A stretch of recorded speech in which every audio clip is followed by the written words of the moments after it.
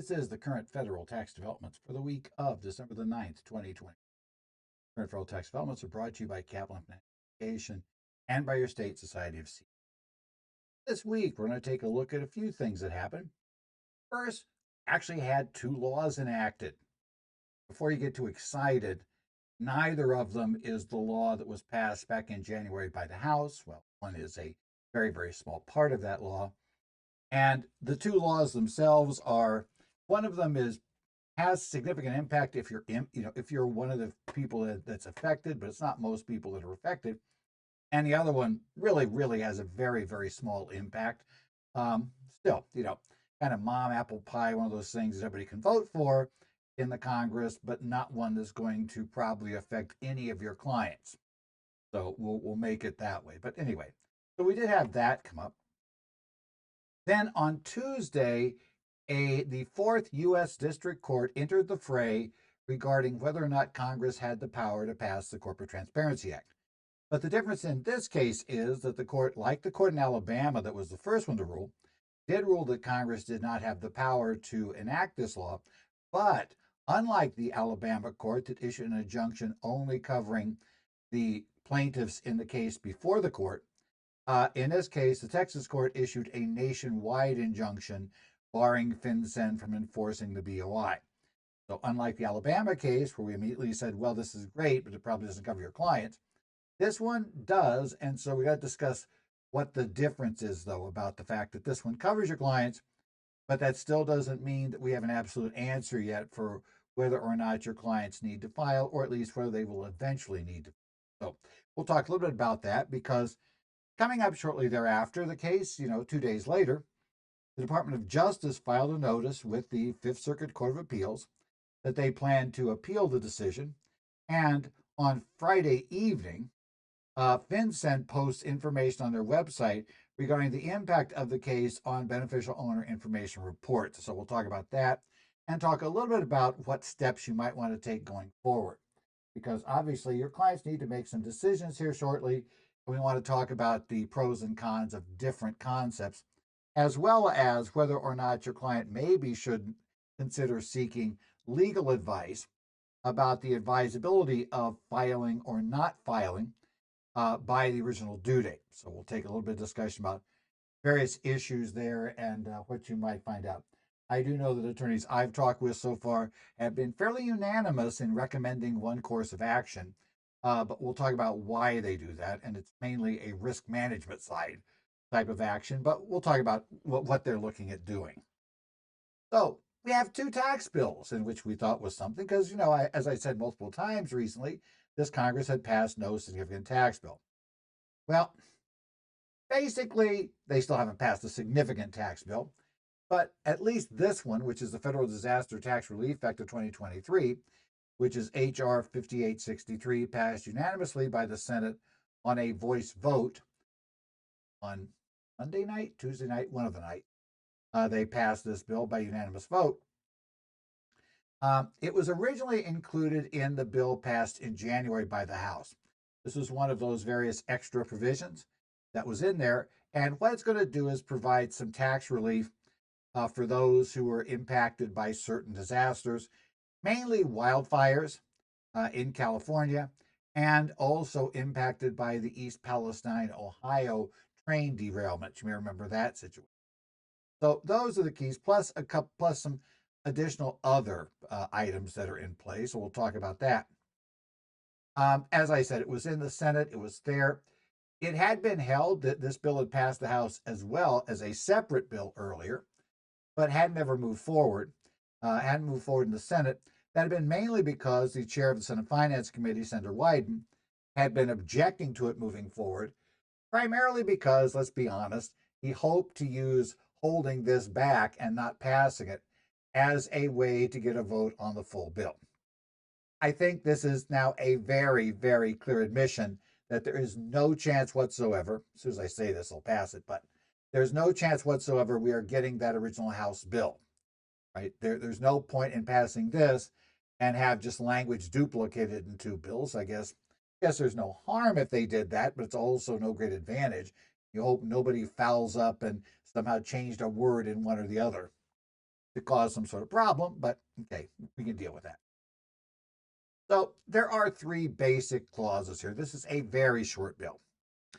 First provision, it will exclude from income any payment of a qualified wildfire relief payment paid to an individual other than insurance payments they've received for all the losses, expenses, or damages incurred for any wildfire that was declared a federal disaster after December 31st of 2014. So, this goes back a ways, but the question was, were those payments excludable from income? Now, this is going to clarify that yes, any such payments made are considered to be excludable from income. Previously, you had to worry about, well, could they be considered welfare payments? Could they be considered 139 payments for a disaster? Basically, we're going to clarify now and make it very clear that those are not taxable. In theory, I guess if somebody picked that up as income and the year is still open for amendment, could go back, or for claims for refund, I should say, you could go back and claim a refund potentially. Second key provision was, this is for the East Palestine, Ohio train derailment that happened a number of years ago. This also makes payments made to those individuals for relief, in essence, treated as excludable 139B disaster relief payment. So that one is. Now, again, this one's a bit broader because, again, the other one required it to be a payment for losses, expenses, or damages incurred. This one just says if it's a disaster relief payment, essentially not requiring necessarily the proof of incurring those items, because my guess is that a lot of this was just the whole mess and kind of just total disaster that was. They basically have said, yeah, we're just going to pick those up as non-taxable. And finally, it allows certain individuals to claim an enhanced personal casualty loss under IRC Section 165H for certain disasters declared after February 24th of 2021. So again, three broad categories involved there. So be aware of that. The second bill that was passed, which, as I said, this one you're probably saying, well, my clients aren't impacted by any of that, which is likely for most of you. Probably the next one's going to be even less because this particular bill, the VSO Equal Tax Treatment Act, or VETT Act, which is HR 1432. This bill was scored by the Congressional Budget Office as having a 10-year cost of $1 million. Not 1 billion, not 1 trillion, 1 million, which means on average it would cost the Treasury $100,000 a year. Those are numbers I'm more used to talking about, and even those are low for what we normally talk about on the state level here in Arizona. I think most often they just kind of skip that over. So low cost, but also means obviously there's probably going to be very, very few taxpayers for whom this is going to make a significant difference. But we'll talk about what it is. It again passed both chambers on December the 4th, like the other bill, and the president is expected to sign the bill. So, it's expected to go into law. I have not heard yet that he signed either one of these. I suspect there will not be big headlines that he signed either one of these. But, we'll keep our eye on what's happening there. Everybody expects he's going to sign the bills. This redefines veteran services or veteran service organizations that can receive deductible charitable contributions as if they were a 501c3 organization. That's allowed under the law currently if the organization meets certain criteria. This simply expands the criteria, is all this bill will do. Under the law before this bill is enacted, assuming it is signed into law by the president, a VSO must have 90% or more of its membership consist of wartime veterans in order for contributions to it to be deductible. Under the revised law, in addition to the 90% organization that meet that test, an organization, if it is a congressionally chartered entity, it only has to show 75% of its members are wartime veterans. Assuming it meets that criteria, contributions to the organization will be tax deductible. Again, as I said, the cost of this bill is, at a federal government level, $1 million is honestly, guys, not anything, right? It is totally not anything, especially that's over 10 years, 1 million. So probably, since these things tend to inflation adjust, that we'll assume later years and be higher, that means really low numbers for the first year it comes in. So yeah, there'll be clients affected by this because there are obviously organizations out there that fulfill this because there were Congress people that wanted it passed. And of course, everybody votes for it because, I mean, this is the ultimate mom apple pie organization, right? Why do you want to be against them? So, anyway, it's there. I've always presumed with a bill like this that there was a particular constituent of a particular congressperson who really, really wanted this, and the congressperson made a big deal. And of course, everybody's like, well, can't really be against this. So, bingo, it comes in. Again, I doubt that either one of these is going to cause you to have to redo all of your checklists for year end tax planning for your clients. Uh, Maybe a little more likely if you're in California or you're near East Palestine, Ohio, if they make up your clients. But probably for most of us, it won't. It won't really change things dramatically. Now, we did have a dramatic nationwide change with the next talk about here. This is the case of Texas Top Cop Shop. Got to watch how quickly you say that. Versus Garland. United States District Court for the Eastern District of Texas. This was case number 4:24-CV 00478. The opinion was released on December the 3rd. Now, this is the fourth U.S. District Court to take up the question of whether or not Congress had the power to enact the Corporate Transparency Act and its reporting requirements for beneficial owners under the enumerated powers found in the Constitution or under the necessary and proper clause of the Constitution. Is this a necessary and proper way of enacting that? So the case is looking at those two issues. Now, quick review of the history of the cases we had before this. We had three other cases before this, one of which decided back in March of this year. And, the last two were decided in, I believe, October of this year. So we've had a couple more recently. So let's talk about the cases. Now, the one case we had that came first in March held that Congress had exceeded its powers.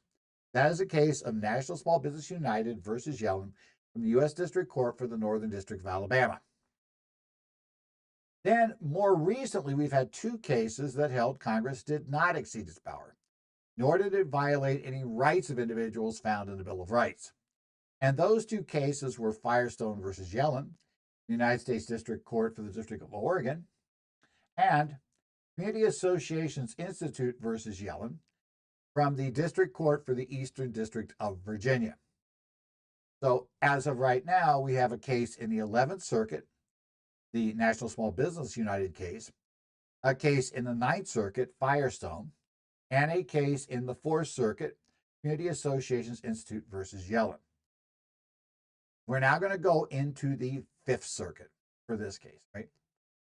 Now, the National Small Business United case has already been appealed to the 11th Circuit Court of Appeals, and oral arguments were heard on September the 27th. We have not yet got the formal decision of the panel. However, many observers from listening to the oral arguments, you can go listen to them online, have come to the conclusion that it seems very, very likely that the 11th Circuit is going to remand, at least, the case back to the district court with instructions that they've essentially got the analysis of the Commerce Clause totally wrong. That basically seems to be the leaning of the panel based on what went on in the discussion. So we may, at least a lot of people now are guessing that one would be. And that meant up until this most recent case, it seemed like, well, we might end this year with, the only case that had said, yep, they exceeded their powers, overturned on appeal, and then two other cases that said they did, which then would have been and what looked like up until this week, well, that's kind of if that's the direction things are going, then certainly it appears that there's going to have to be filings done by January 1st of 2025. And with the clock running down, of course, people have been filing those reports. But now on Tuesday, we got a change. On Tuesday, we had, in this case, right, a fourth U.S. District Court took up the issue. And I'm not going to go through the arguments in detail inside the case because fundamentally they agreed with the ruling of the Alabama court. Now, there's interesting that this case and the one for the community associations, they both have a real fun here about looking at whether you should properly decide this as a facial challenge or as applied challenge. Actually, it's just a Firestone, and this would look at it that way. And they come to different decisions. And I'll let you go read the cases to find out why that makes a difference. But in this case, they're claiming to analyze it under what's called a facial challenge, or whether it is a valid, whether or not the law itself is valid as a whole first, rather than seeing if it would be valid as applied to the plaintiffs. The Oregon court looked at it specifically the other way. Would this law be a valid application of congressional power as applied to the plaintiffs? Now, that may be crucial because the court here made it very clear that it was following Fifth Circuit precedent, which is fine. It really is what this court should follow. But the question quickly becomes whether Fifth Circuit precedent is necessarily the precedent of any other circuit, and as well whether Fifth Circuit precedent is what the Supreme Court will decide to follow. So that may also explain why we're going to get some differences. You kind of have to expect that with different courts in different locations. The other big difference about this case, though, was that while it came to the same conclusion as the Alabama case, the breadth of the injunction was far broader. In the Alabama case, the judge in that case only granted relief for the plaintiffs in the case and members of the organization that was a plaintiff or that were members of that plaintiff organization as of the date the order was issued. So, and the reason for that, I've been looking at the case, etc., and other issues. It seems that that's all the plaintiffs asked for. They didn't ask for a nationwide injunction, so the judge didn't worry about whether or not the judge could issue a nationwide injunction because that wasn't the relief being asked for. So kept it there, which meant, and we talked about that case, it meant that we had to tell you that probably your client, unless they were a member of that organization, it didn't apply to them unless they were a plaintiff, which they probably weren't, because if they were, they already knew about this. Or if they're a member of that organization, it didn't really apply. Your client still had to file the report because we had no order that applied to your clients. Yes, I admit, if the Alabama court is right, your clients wouldn't have to file. But as a number of attorneys told me, if you want to go down that path, you better hope like mad you're right. Because if you're wrong, and we'll quickly get to who can decide if you're right or wrong, and there really is 9 people that make that decision, and only 9. That's basically what we have to look at. Now, the Texas court provided its ruling, though, was broader. It barred the enforcement of the law by FinCEN against anybody, not just those in Texas, not just those in the Fifth Circuit. I mean, anyone, anywhere, any organization, any entity, any beneficial owner, anywhere, FinCEN cannot enforce this law against while this temporary injunction is in place. Now, for a temporary injunction to be granted, the court generally has to find that there is a irreparable harm that would apply to the parties asking for relief if the injunction was not granted. They have to find that that it's likely they will prevail when we go to trial under the issue. You have to show that it would not basically the harm would exceed any harm that might occur to the government from granting this injunction, as well as if it would exceed any harm that might come to the public by not granting it. So those are basically the 4 criteria. Now, as a practical matter, and we've had this theory for a preliminary injunction come up. You may remember it also came up in the case in Arizona, case we were talking about whether the Arizona refund payments that that they paid out to all people living in Arizona that met certain criteria, whether that case could qualify for a preliminary injunction to find it was not taxable. And again, they went through those 4 criteria, found the second criteria is always the test. You're not likely to prevail. Similarly, we've seen that in a few other areas, right? And all 4 of these cases all analyze, are you likely to prevail? And as you might guess, they come to exactly opposite conclusions, right? The two that did not grant an injunction says you're not likely to prevail, and then may also have said, and there's no real damages here, and all of those things. And the other, and the courts that granted said, oh, there's real damages here, and you're likely to prevail. Now, again, in this case, there was a lot of discussion of Fifth Circuit precedent. So, that always gets you a little concerned if you're not in the Fifth Circuit about whether that's going to work for you if push comes to shove, or whether the Supreme Court's going to go along with it. If they couldn't find precedent nationwide, or they weren't quoting SCOTUS itself, Supreme Court.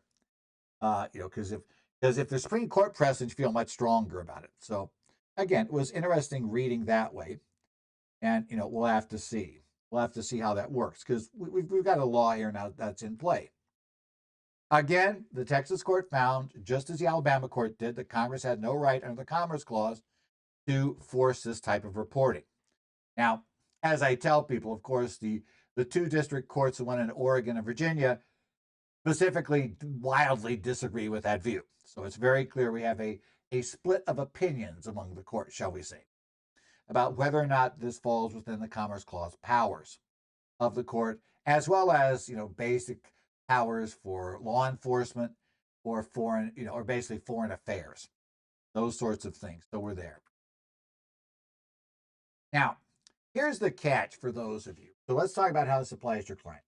Start out very simple, very clear. This much is clearly true right now.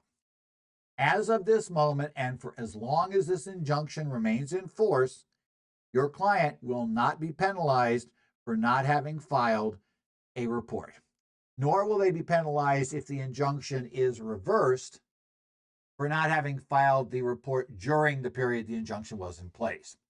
So for right now, BOI reports do not have to be filed by any person, right?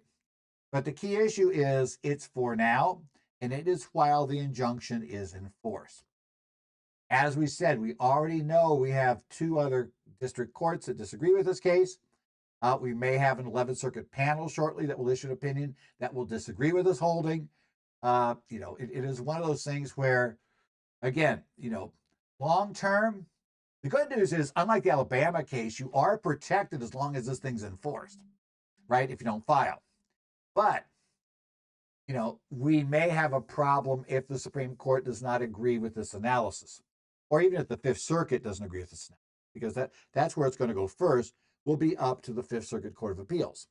So while this injunction is in force, is a crucial limiting factor here, and something that you need to be very, very aware of if your client or you are not going to file your report. Now, under this rule, just be aware of that and keep track of that. But I will say, it seems likely, not certain, but likely to me. Of course, I'll be wrong on this because I say it that way.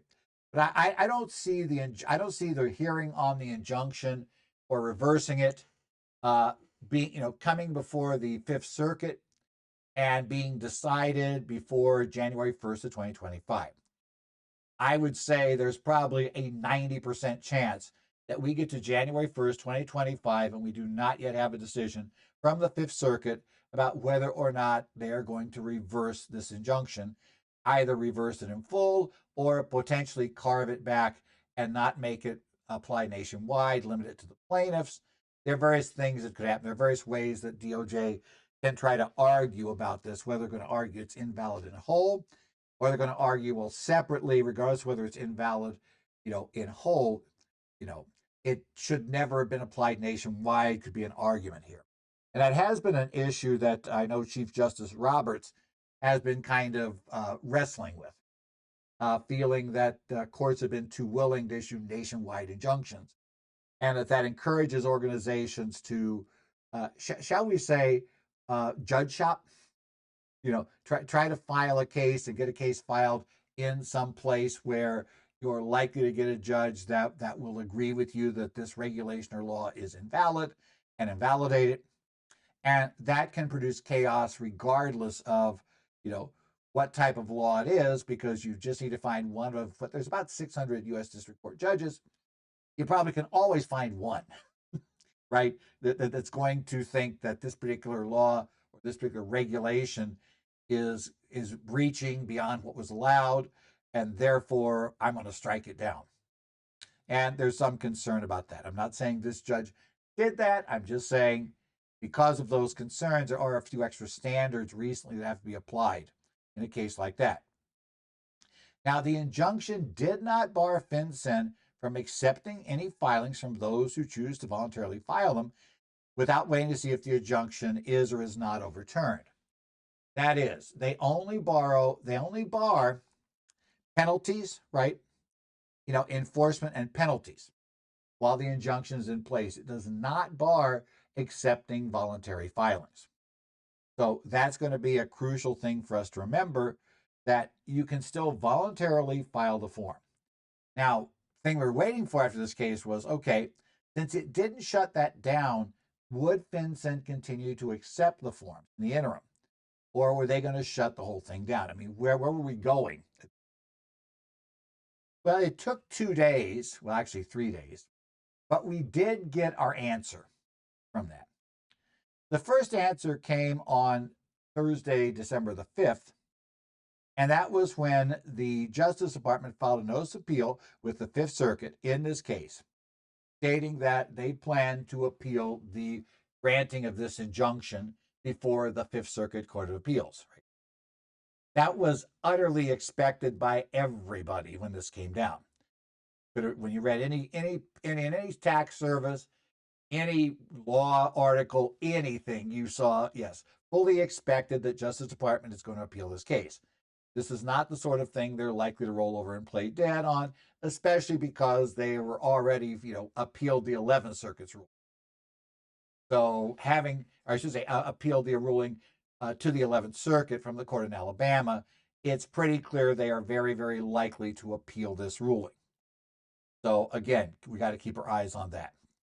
Now, this notice, because we saw it before in the Alabama case, when you file a notice to appeal, you're merely putting the Fifth Circuit on notice that, hey, we are going to be filing all the proper documents and putting forth our briefs and arguments, etc., regarding, trying to get this overturned, because we believe that the trial court has made an error.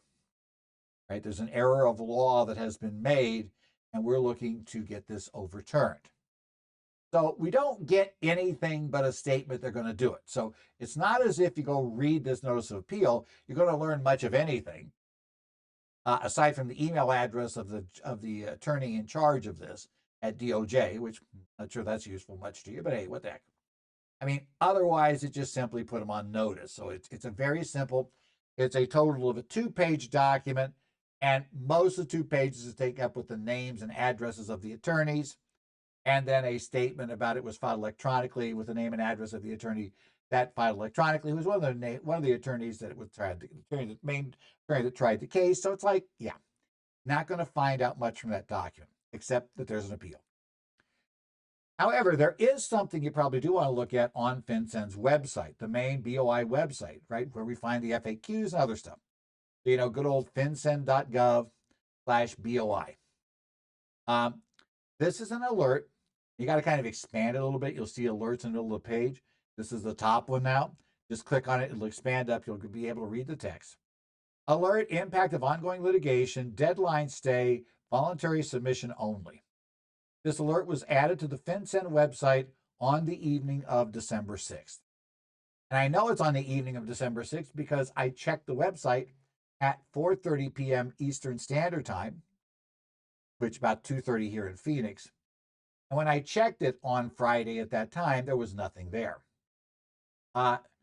Later that night, I saw a post basically from a columnist on tax issues that was on a social media site. And, she said that, yep, they have now got details up about what's going to happen. So, yeah, within the time frame between when I noticed at 4:30 nothing was there, and by the time that it got posted, and it had been there for a while, I'm going to assume, because she had her article up about it. Basically, yeah, it got posted. So somewhere on Saturday evening, it was posted and ready to go. Okay. Now, here more details are provided by FinCEN regarding the impact of the injunction and options for those who have not yet filed their initial reports. Now, FinCEN will comply with this order, and the term they use is for as long as it stays in effect. I'm not really thrilled with that term because, taken literally, as I'll point out here shortly, that means that let's say the Fifth Circuit, let's say DOJ was going to go to this emergency, need a ruling right away because the world's going to end unless this is changed. And let's say that therefore the Fifth Circuit took it up, said, oh yeah, totally clear, that this order is wrong. We're going to send it back, tell the judge she did a horrible thing, whatever. And basically, and so, effectively in the injunction as of Monday or Tuesday, Wednesday, whenever. In theory, reading this, well, we just lost the stay. It's not there. Now, theoretically, if it was Monday or Tuesday, of the week that I'm publishing this, then maybe that makes sense. The January 1st date still makes sense.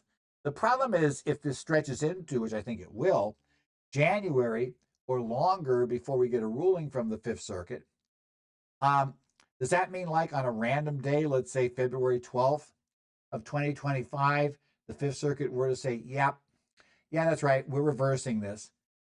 Does that mean that now, well, it's been pulled, so do you have to get your report filed that day?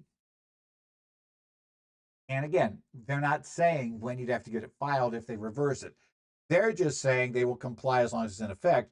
Obviously, if they stop complying with the order once it's no longer in effect, that means they could penalize you. So that's a little concerning, concerning as they say it. Now, if you have not yet filed, FinCEN makes it clear you can voluntarily file the form. So there is still the option to go ahead if you've got all the stuff together and just file on the FinCEN website. So that is a possibility.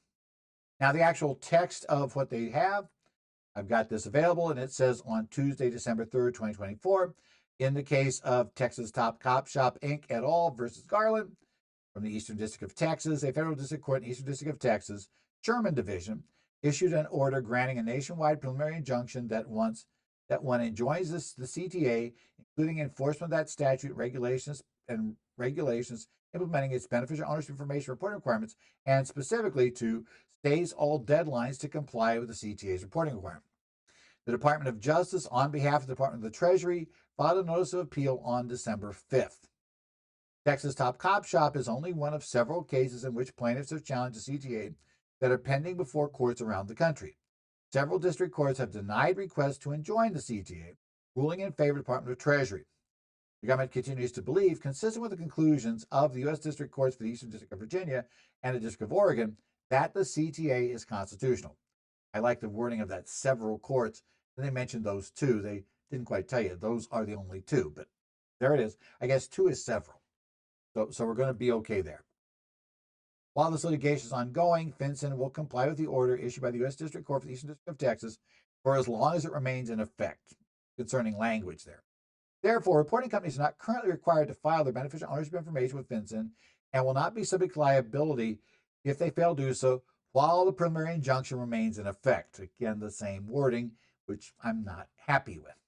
Nevertheless, reporting companies may continue to voluntarily submit beneficial ownership information reports.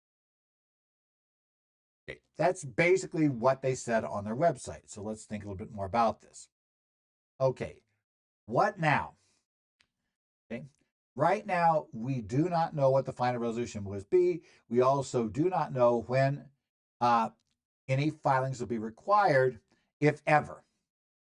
Right? That's a total unknown as of this point in time. So that's all we know is right now, as of this instant, at least if nothing's changed for you hear this, in essence, there would be no penalty. Now, since I'm recording this here on, here in December, on December 7th, it's like, well, yeah, there wouldn't have been a penalty anyway for not having it today, unless you formed your entity this year and we just went past the 90th day. There'd be no penalty. Similarly, there'd be no penalty, I guess, presumably under this order, even if you'd formed during 2024, but hadn't filed previously. They wouldn't penalize you now under this pendency, while this is pending.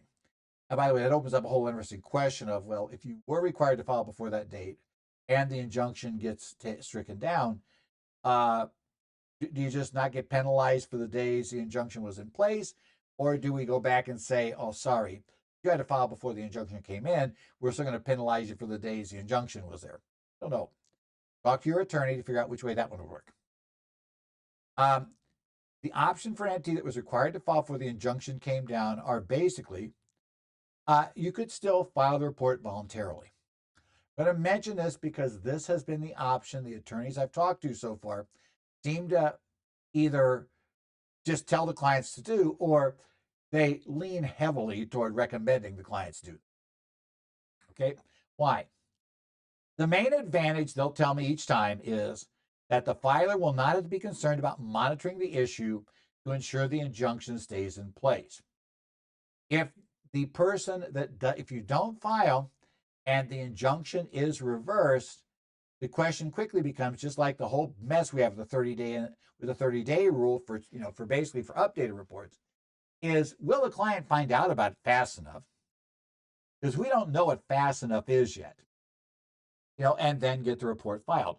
Or the real concern I think that most attorneys have is that they're afraid the client's going to hear them say you don't need to file it. They're not going to hear anything else. And they're going to take you don't need to file it as you don't ever, ever, ever, ever, ever need to file it. And so because of that, they have, I get the feeling they're becoming very, very leery of saying you don't need to file it. They'll tell them, I recommend that you file it. Right? I recommend you file it. It's better being safe than sorry, right? And etc. They may then say, well, if you don't want to, you don't have to, but then you better. And I had an email forwarded to me from a client they got from their attorney that literally said this, if you don't do it, you need to monitor this situation because you might be required to file it at some point. So, just be ready for that. Now, the disadvantage of filing a report voluntarily, there. You're going to have to need to assemble the information to file the report. That may take work and it may be simple or it may be difficult, but you're going to have to spend time doing it. Time that if this law is totally unconstitutional, you would never have to spend. You also may incur costs for assistance in filing a report from accountants or attorneys, right? You're going to want to get this return filed. There's really no point in filing it in a way that would violate the law. If you're filing it primarily to try to make sure that if it is required to be done, you're not going to have a problem if you don't get right back on doing it, right? So you're going to probably want to make sure it's right. So you may pay for assistance that you wouldn't otherwise have to pay for. And you are going to disclose data to FinCEN. Now, I realize that data is not supposed to be released. Presumably, if the court ruled that Congress has no right to enact this bill, the court would also rule that FinCEN, has to destroy the information. And, in the interim, although it wasn't really resolved by the court, in the interim, can FinCEN provide this information to law enforcement if it's requested? That could be an interesting side question because nobody's asked that yet. Because again, the court did not say that FinCEN could not keep creating voluntary. So there's a nice big discussion for your client and the attorney to have. I'm going to be very clear. Talk about this, but I don't think you should be advising a client on on the legal question of whether or not they should file, because this involves things other than merely filling in the form. So that's a whole different area. But clearly, the advantage of this doing it is then you don't need to do it. I think it is very clear that the attorney is going to tell them that if you don't file, you better keep up with what's happening because the penalties for not can be rather nasty. Second option is don't file the return yet, but assemble the information to file. The advantage of doing so is you would then theoretically be ready to file on a moment's notice should the injunction be overturned. Because remember, you could download the PDF, you can get the whole thing filled in, you can double check it on your machine to make sure that it's okay to file. Right? We can do all of that. There's no problem with that. We can be ready to go. So if in fact, a week from today, the Fifth Circuit overturns it and FinCEN decides to say, well, yeah, if you don't have it today, we're going to penalize it, which they wouldn't because it's January 1st. But, let's say on January 12th they do it. Your client on January 12th could then just submit the report to FinCEN, be done. And, we're then covered with that, right? So the other advantage is the data would never go to FinCEN. We don't worry about what FinCEN could or couldn't do with the data. We don't worry about the fact that it might be provided to local law enforcement, might be provided to the IRS, might be requested by your bank, which then they would, they ask your permission. If you don't get permission, they might decide to say, well, we don't need to loan you money either. Things like that. So, we have that little detail. So, right, you wouldn't disclose it. And you could avoid incurring the fees to assist filing. Now, the only problem with that third advantage is if, let's say, worst case scenario, comes down January 12th, Fifth Circuit says, hey guys, sorry, we're overturning the injunction. And FinCEN decides to play hardball and say, well, if you don't have it in today, it's $591 tomorrow, and it's going to keep going up every single day after that by $591 per day. It may be very, very difficult, and now suddenly everybody's calling every accountant and attorney they can find because they want assistance. And now suddenly we're flooded with all these calls. I would warn a client that, do this, understand it, but also understand, especially for us as CPAs in tax, that if you decide you need help filling this thing in and this thing all reverses and we need to get it filed in March or April, you're probably going to have trouble finding a CPA to help you. Even if that CPA is the one that does your tax work, because it means otherwise, throwing out other clients' work, not getting that done, not getting that filed on time, merely to get all these FinCEN filings done. And, its assistance may be tough to find. So, you might want, that's one of the dangers about not filing right away is you need to be at a point where you don't need assistance to file. And I would say, you'd have to plan it up to that point, at which point then you're probably going to incur all the assistance fees to get, the CPA or the attorney walk you through and essentially have everything ready to go and show you exactly how to get it filed online. And so you're going to incur the fees that you'd incurred anyway, probably more so because they got to train you how to do it because they might not have time to do it once the problem comes in. Right? So the disadvantages, you must monitor the case and all the others because there's various ways and various paths that this whole thing could take to get to a point where we get a ruling from, let's say, the Supreme Court that would essentially say, yep, it's valid. So all those, like this injunction that ruled it was not invalid, well, that's obviously a invalid injunction now instantly, right? It's in violation of the U.S. Supreme Court precedent on the matter, and therefore it needs to be withdrawn. You have to be aware of all of that. So you need to monitor this case and others to know what's going to happen. A failure could be very costly. And I say in theory, we are hopeful that FinCEN would not impose a max penalty on everybody, especially in cases like this. I think that is wildly unlikely. But I can't say for sure they wouldn't do it. You always have to remember, I can't say for sure they wouldn't. So you have to do that. And it is going to result in some distractions from running the business because you got to keep monitoring this thing. That otherwise, and I know for a lot of my clients, this is probably the big thing. They just don't want the hassle of having to worry about it. They got enough things to do in their business. They don't want to be monitoring this little thing to try to figure out if they do or don't have to give their address to FinCEN. Right? If they're comfortable giving their address to FinCEN, it doesn't bother them. They figure the feds have their address anyway. They file the 1040 with them, right? They know their passport number anyway because they issued the passport. It's like if they don't really care about it, then yeah. And I think that's going to be an honest reason why a lot of clients will still file the thing. It'll be part of it. And also, don't forget that merely assembling your data right now, you're still going to be playing the same game you would be if you had filed. You got to update the information immediately. If in fact the information changes, you could arguably, if they're not going to give us 30 days to get it filed after the injunction changes, which I would assume they would, but let's say they don't, they just say, nope, got to file it now. We're penalizing every day, which again, I don't expect them to do, but I can't guarantee they wouldn't. In that case, you really need to have it ready to file in correct form. So you'd have to update that form as soon as anybody moved or made any other change to what's on the report you have ready to file. You need to get it updated as soon as possible. That means you're going to still incur all the costs and mess of keeping things up to date. You're not going to save that. You could stop all work, including collecting data. Advantage of that, no costs are incurred for assembling data, getting advice on filing, or anything of that sort. We're done. Right?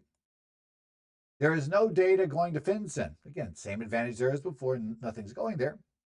Disadvantages, you still got to monitor the status of the injunction. We do not know how much time will be given to file if the injunction is lifted, which could be at the wrong time exactly. It could be in a time period where the entity is in its killer busy season, has no time to spend on this, or could be in the period where, like, the CPA firm just doesn't have time to, do from scratch FinCEN filings for 500 clients, right? Just tough luck. You guys, go on the website, do it on your own, and we'll try to plead for mercy, depending on how badly you foul it up, and see how that goes, because that's a negative. And also, like I said, same issue. It may be very difficult to get assistance from attorneys or accountants due to a large number of companies suddenly needing to file. We already know there is a huge shortage of accountants out there. Everybody knows about all the calls you get every tax season with people whose, their tax accountant has now retired, can't offer any recommendations for who their clients should go to. Yeah, that's, you don't want to be out there with a FinCEN report trying to get help when the market's that tight. Either that, because what's going to happen is you're either going to pay a lot for it because it's having to come during peak season, or it's just not going to be available. So the client has to understand, if they can get assistance, it'll probably be very expensive. And there's a good chance they can't get assistance at all. We've already committed to people. I can't help it that you now have this deadline because you didn't want to file this voluntarily back when I had the time to do it. So, you need to go find somebody else to help you. Right? And by the way, this kind of conversation is one you probably need to have with the clients. If you're not going to be able to drop everything and help them file, then they better understand that. And even if you don't usually do it, you need to understand too, if you think you're going to need assistance filing, I've already told you I don't do it. You better check with whoever you plan to have help you then, and make sure they'll be able to pick this up if everybody has to try to get this thing filed at once. So that's it. Now, as I've said, I believe that advising clients on which step to take may get way too close to the unauthorized practice of law, especially in certain states. We're not really trained on court procedures, rules, and the nuances of, let's say, things like when, what are the what's the proper criteria a court would use to determine if a, nationwide injunction is or is not within the powers properly exercised by the court. That's not something I've had training on. You've had training on. Any of us have training on, right? What exactly happens? What are the likely time frames? For how fast to go through the Fifth Circuit. When are we likely to have an answer? What are the various issues? Is there any other step we could take? What do we think that outside of tax law? Remember that this is one where they could go from 0 to 591. Would the fact of all this confusion, would that be in a case like this? Would a court say that would have to be considered by the agency to reduce the penalty? All those things we don't really have any training in this area because it's not Title 26 Internal Revenue Code. We're not in there, right? Again, the decisions we have, like the New Jersey Committee on the Unauthorized Practice of Law, the Committee of the New Jersey Supreme Court, it's under their supervision. They do say, hey, if all you're doing is assisting a client in filling in a form in a simple case, then, well, it's the practice of law. It's not the unauthorized practice of law. It was the ruling of the committee. Now, don't hold that for any other state. Every state has its own rules on UPL. But it's probably pretty close to where most states would end up, is how I would kind of phrase it. But this is way beyond really filling in the forms. Because the question is not how to fill in the form.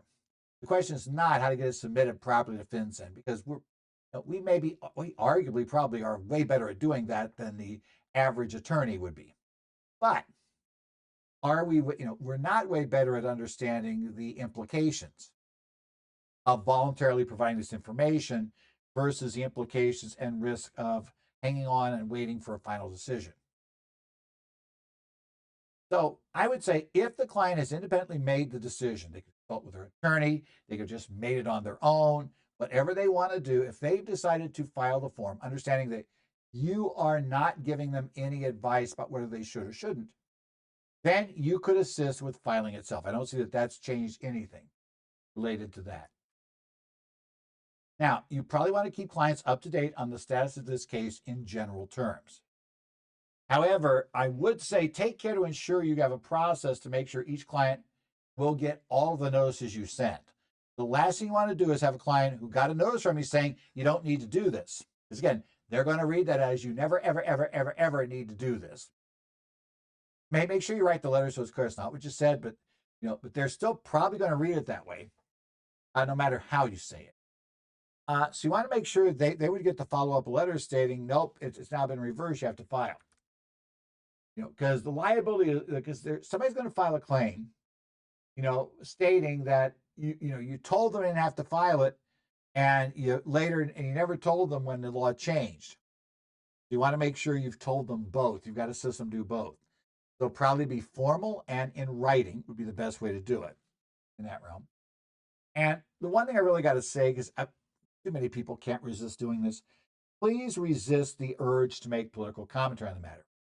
I have run into way too many discussions of this. We're either going down, if you got nothing to hide, why don't you want to report this? I can't believe people aren't doing it. It must just be a bunch of crooks. To the whole thing about, no, you don't give the government any information because it's just going to go out there and they're going to hand it to everybody and the deep state's going to take over. And okay, time out, guys. Whether you believe any of that or not, on any side of that or not, whatever your deal is, none of that is relevant to what you're brought in for, right? I'm brought in solely to assist them in filing and to let them know that there is a filing requirement. Let them know, and let them know that there's a question about it. But my job is not to discuss politics. First thing is, I think it's wildly counterproductive because your clients probably don't all hold exactly the same political beliefs. And, you are going to offend the heck out of somebody with whatever you say. And number two, it also, when you start talking politics like that, people tend to drift into absolutes when they're talking political ideas. And it's going to be very easy for somebody to use that to say that you guaranteed them that this would not be upheld by the court. You guaranteed them that it would be upheld by the court. So, yeah, just say it's there. My answer to this is there are only 9 people that can give this answer, and I'm not one of them. Only 9 people are involved in the decision, right? We do expect Supreme Court will eventually need to make the final decision on whether or not the law is constitutional unless Congress does repeal it, right? If it goes to the court, only the opinions of those 9 justices, and basically 5 of those 9, any 5, if they all have the same opinion about how this works, then we'll have our answer. But until we get it from them, we don't have an answer. They may leave it lying around, because they may wait and they may just not take up a case. And so you might try to say, well, if it didn't take it, let's say the 11th Circuit ruled a certain way and then they didn't say anything. That would probably be the worst scenario right now. Let's assume the 11th Circuit says, nope, sorry, invalid.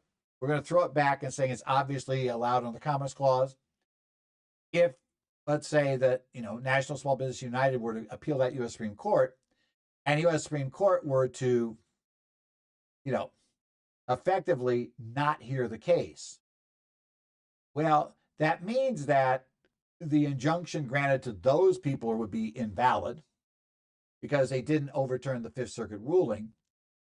But it wouldn't say a thing about the nationwide injunction in Texas, except the court did refuse to, the court did refuse to overturn the 11th Circuit's ruling. It says it's a valid law. So you get a real confusion.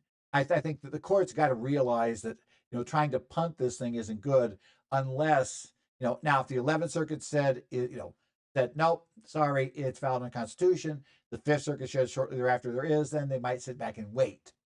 Because if all the circuits come to the same decision, then they could skip it. But I'm hoping they don't try and wait for that, because I don't really want to wait for that, because we would need at that point 12 circuits, right?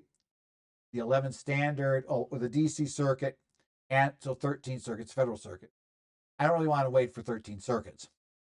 Yeah, I'll have to speak before we know for sure. So it'd be really nice if the court picked this thing up. The other thing could do this is congressional action to repeal it. If congressional action repeals it, that just moots the issue. Doesn't matter anymore. So that's another way out. The catch is, though, at least for the moment, I'm not really hearing a lot of talk about anybody taking action in Congress. Now, I'm sure somebody will. But again, there's a world difference between a backbencher saying they're going to do it and rather, if you came forward and if John Thune and the Speaker of the House come in and they both say that they're going to push this bill forward and they say they got the votes to do it, right? And Thune says he's got the 60 votes to get over the whole problem we've got with, being able to get a cloture motion through in the Senate. Well, then, yeah, I'll pay attention to it. But if you just got a backbencher saying it, backbenchers say all kinds of things. They're irrelevant, unless somebody who has enough push and has enough background and has enough connections can push it through. It really doesn't matter what a backbencher says. So we'll keep that in mind. So this has been the Current Federal Tax Developments for the week of December the 9th, 2024. Current Federal Tax Developments, as always, is brought to you by Kaplan Financial Education and your state society of CPA. I'm Ed Zollers, and, my email address, edzollers@currentfederaltaxdevelopments.com. You got a question? Also, I do pay attention to the Connect websites for the Arizona Society of CPAs, New Jersey Society, Minnesota, Illinois, Idaho, and Washington to a certain extent too. So we got all of those in there. So in any event, we take care of all that. You can send questions there, and if I see something, I'll try to answer them. Otherwise, thank you for being here. We will see what happens in the coming week in taxes. But otherwise, it's been just an interesting week on the BOI again and on 2 tax bills. So who knew? We got something actually from the. So we'll see you next week here on Current Federal Tax Developments.